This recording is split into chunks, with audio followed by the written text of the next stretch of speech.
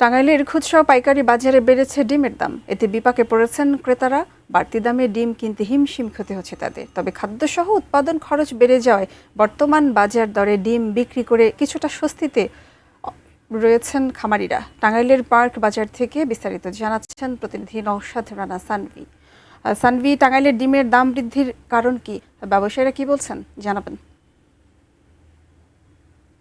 আগে টাঙ্গাইলে খুচরা ও পাইকারি বাজারে ডিমের দাম বেড়েছে, এতে বিপাকে পড়েছে সাধারণ ক্রেতারা। বাড়তি দামে ডিম কিনতে গিয়ে হিমশিম খেতে হচ্ছে নিম্ন মধ্যবিত্ত পরিবারের মানুষদের। পাইকারি বাজারে 12 টাকা হলেও খুচরা বাজারে কিন্তু দাঁড়িয়েছে এই ডিমটি 14 টাকা 50 পয়সা পর্যন্ত।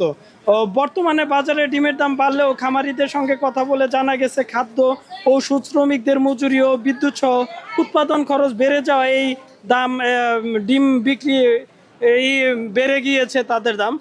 তারা খুব বেশি এতে কিন্তু লাভ করতে পারছে না, এটিও তারা জানিয়েছে। বরং ডিমের দাম কমে গেলে লোকসান গুনতে হয় খামারিদের অভিযোগ, উৎপাদন পর্যায়ে ন্যায্য দাম না পেলেও বাজারে এসে ডিমের দাম বেড়ে যায়। আর এই দাম ওঠানামার পেছনে মধ্যস্থভোগীদের একটি প্রভাবশালী চক্র বা সিন্ডিকেট কাজ করছে বলে অভিযোগ রয়েছে। তাদের দাবি খামারি থেকে ভোক্তা মাঝে কয়েকটি ধাপে হাত বদল হওয়ার কারণে ডিমের দাম বাড়ে।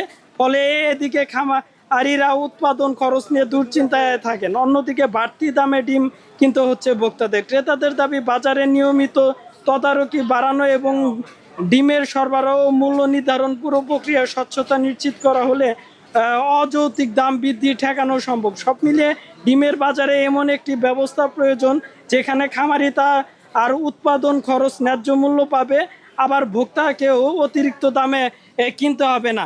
আর সব থেকে বড়ই হচ্ছে এখানে কিন্তু যে সিন্ডিকেটগুলি কাজ করে, এই খুচরা বিক্রেতাদেররা কিন্তু খামারিদের কাছ থেকে সরাসরি ডিম কিনতে পারে না, কারণ এখানে একটি সুদের চক্র ও সিন্ডিকেট কাজ করে যে তাদের আগে খাদ্য এছাড়া বাচ্চা সহ বিভিন্ন অগ্রিম তাদের কিনে দিয়ে থাকে। এখানে বিভিন্ন কোম্পানিও জড়িত থাকে। এদের মাধ্যমে কিন্তু এই এলাকার সিন্ডিকেটগুলি প্রভাব বিস্তার করেই তাদের কাছ থেকে ডিম কিনে। এ কারণেই কিন্তু বাইরে খুচরা ক্রেতাদের বেশি দামে ডিম কিনতে হয়। মাঝখান থেকে যারা দালাল চক্রে এরা লাভবান হলে খামারি এবং ক্রেতাদের ভোগান্তি থেকেই যায়। টাঙ্গাইল থেকে এই ছিল আমার কাছে সর্বশেষ।